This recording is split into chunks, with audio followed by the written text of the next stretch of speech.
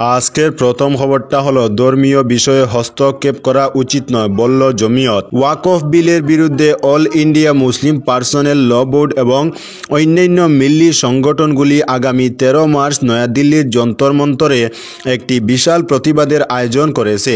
জমিয়ত উলামায়ে হিন্দের সভাপতি মৌলানা সৈয়দ মাহমুদ আসাদ মাদানী এবং জমিয়ত উলামায়ে হিন্দের সাধারণ সম্পাদক মৌলানা হাকিমউদ্দিন কাসিমি এই বিক্ষোভকে পূর্ণ সমর্থন করেছেন এবং বলেছেন বর্তমান ওয়াকফ বিলের উপর সরকারের জেদ মুসলিম ওয়াকফের ধর্মীয় পরিচয় শেষ করার প্রচেষ্টা। তিনি স্পষ্ট করে বলেন, ওয়াকফ কোনো ব্যক্তির সম্পত্তি নয়, বরং আল্লাহর সম্পত্তি। আজকের পরবর্তী খবরটি হলো বদরপুরে ই রিক্সা চুরি চাঞ্চল্য। কয়েক মাস আগে একের পর এক ই রিক্সা চুরির ঘটনায় বেশ চাঞ্চল্যের সৃষ্টি হয়েছিল বদরপুরে। বেশ কয়েকদিন থেকে ই রিক্সা চুরির ঘটনা প্রায় বন্ধ থাকলেও ফের মাথাচাড়া দিয়ে উঠেছে। শুক্রবার ফের বদরপুর টাইটেল মাদ্রাসার সামনে থেকে দিন দুপুরে একটি ই রিক্সা চুরি করে নিয়ে যায় চোরের দল। গাড়ি মালিক আলগাপুরের সাজারউদ্দিন জানান, পেটের তাগিদে রুজি রোজগারের জন্য AS10ER 1067 নম্বরের একটি ই রিক্সা নিয়ে বদরপুর থানা এলাকার দেওরাইল গ্রামে ভাড়া থাকেন। শুক্রবার জুমার নামাজ আদায় করার জন্য বদরপুর টাইটেল মাদ্রাসার সামনে রেখে নামাজ আদায় করার জন্য ভিতরে যান। নামাজ শেষ করে বেরিয়ে এসে দেখেন সড়কের পাশে রাখা তার ই রিক্সাটি যথাস্থানে নেই। খোঁজখবর নিয়ে কোনো সন্ধান পাওয়া যায়নি। সাজারউদ্দিন তার চুরি হয়ে যাওয়া ই রিক্সা কারো নজরে পড়লে যোগাযোগ করার আহ্বান জানান। আজকের পরবর্তী খবরটি হলো বদরপুর স্টেশন থেকে নিখোঁজ ত্রিপুরার এক ব্যক্তি। 4 মার্চ পরিবারের লোকজনের সঙ্গে 15625 নম্বরের ট্রেনে চড়ে লামরিং থেকে নিজ গৃহে ত্রিপুরায় ফেরার পথে বদরপুর স্টেশন থেকে নিখোঁজ হয়ে যায় বছর 45-এর বিশ্বজিৎ মজুমদার। এ নিয়ে বদরপুর থানায় নিখোঁজ সংক্রান্ত মামলা দায়ের করেন মিঠুন মজুমদার সহ পরিবারের লোকজন। মিঠুন মজুমদার বলেন, ত্রিপুরার যাত্রাপুর থানার নিদয়া গ্রামের দুলাল মজুমদারের বছর 45-এর মানসিক ভারসাম্যহীন ছেলে বিশ্বজিৎ মজুমদার পরিবারের লোকজনের সঙ্গে ট্রেনে চড়ে লামরিং থেকে বদরপুর স্টেশনে রাত আনুমানিক 1টায় পৌঁছালে হঠাৎ কাউকে না বলে ট্রেন থেকে সে নেমে চলে যায় কোথাও।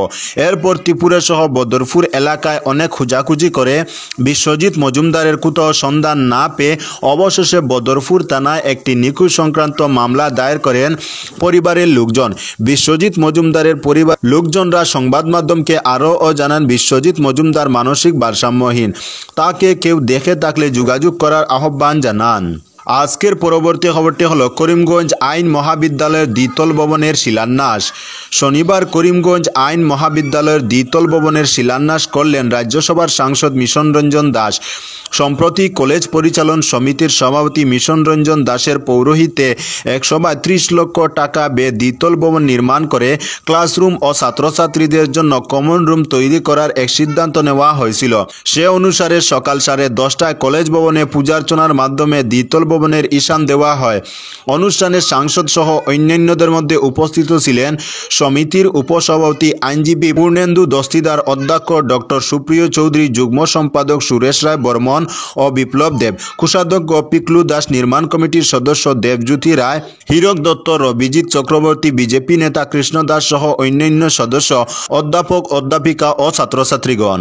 আজকের পরবর্তী খবরটি হলো হাইলাকান্দিতে পশ্চিমবঙ্গ পুলিশের উপর হামলা, পলাতক প্রধান অভিযুক্তকে গ্রেফতার করতে এসে আক্রমণের মুখে পশ্চিমবঙ্গ পুলিশ। বৃহস্পতিবার রাতে হাইলাকান্দি জেলার আলগাপুরে ঘটেছে এই ঘটনা। এই মামলার ফলে পশ্চিমবঙ্গ পুলিশের 2 জওয়ান গুরুতরভাবে আহত হয়েছেন। প্রাপ্ত তথ্য অনুযায়ী প্রায় 80 লক্ষ টাকার এক জালিয়াতি মামলায় অভিযুক্ত অসম গণপরিষদের হাইলাকান্দি জেলা কার্যকরী সভাপতি শরীফুদ্দিন চৌধুরী ও তার পুত্র মাসুম চৌধুরীকে আটক করতে বৃহস্পতিবার হাইলাকান্দিতে আসে পশ্চিমবঙ্গ পুলিশের 5 সদস্যের একটি বিশেষ দল। কিন্তু অভিযুক্তদের বিরুদ্ধে পদক্ষেপ নিতে গিয়ে তারা তীব্র প্রতিরোধের সম্মুখীন হয়। অভিযোগ অনুযায়ী পশ্চিমবঙ্গ পুলিশের দলটি যখন অভিযুক্তদের ধরতে আলগাপুর থানার সামনে অবস্থান করছিল, তখনই মাসুম চৌধুরী ও তার সঙ্গে থাকা দুষ্কৃতীদের একটি বৃহৎ দল পুলিশকে লক্ষ্য করে আক্রমণ চালায়। দুষ্কৃতীরা লাঠি, ইট পাথর ও ধারালো অস্ত্র দিয়ে পুলিশের উপর চড়াও হয়, যার ফলে পশ্চিমবঙ্গ পুলিশের 2 জন কর্মকর্তার গুরুতর চোট লাগে। আকস্মিক এই হামলায় পুলিশ দল কিছু সময়ের জন্য বিপাকে পড়লেও পরে তারা অভিযুক্ত মাসুম চৌধুরীকে গ্রেফতার করতে সক্ষম হয়। হামলার পর পশ্চিমবঙ্গ পুলিশ আহত 2 জওয়ানকে চিকিৎসার জন্য স্থানীয় এসকে রায় অসামরিক হাসপাতালে ভর্তি করে। এবং সকালে গ্রেফতার হওয়া অভিযুক্ত মাসুম চৌধুরীকে পশ্চিমবঙ্গের চন্দননগরে নিয়ে যায় পুলিশ। এদিকে মাসুম চৌধুরীকে গ্রেফতার করা সম্ভব হলেও জালিয়াতির মূল অভিযুক্ত শরীফুদ্দিন চৌধুরী এখনও পলাতক। আজকের পরবর্তী খবরটি হলো, খেলতে বাধা পেয়ে আত্মঘাতী চতুর্থ শ্রেণীর ছাত্র। খেলতে না গিয়ে পড়াশোনা করতে বলায় অভিমানে আত্মহত্যা করল এক চতুর্থ শ্রেণীর ছাত্র। মর্মান্তিক এই ঘটনায় শোকের ছায়া নেমে এসেছে বাঁকুড়ার জয়পুর থানার কারকেবরিয়া গ্রামে। স্থানীয় সূত্রে জানা গেছে, কারকবেরিয়া গ্রামের বাসিন্দা ও চতুর্থ শ্রেণীর ছাত্র ইন্দ্রজিৎ দিগর খেলাধুলায় বেশ পারদর্শী ছিল।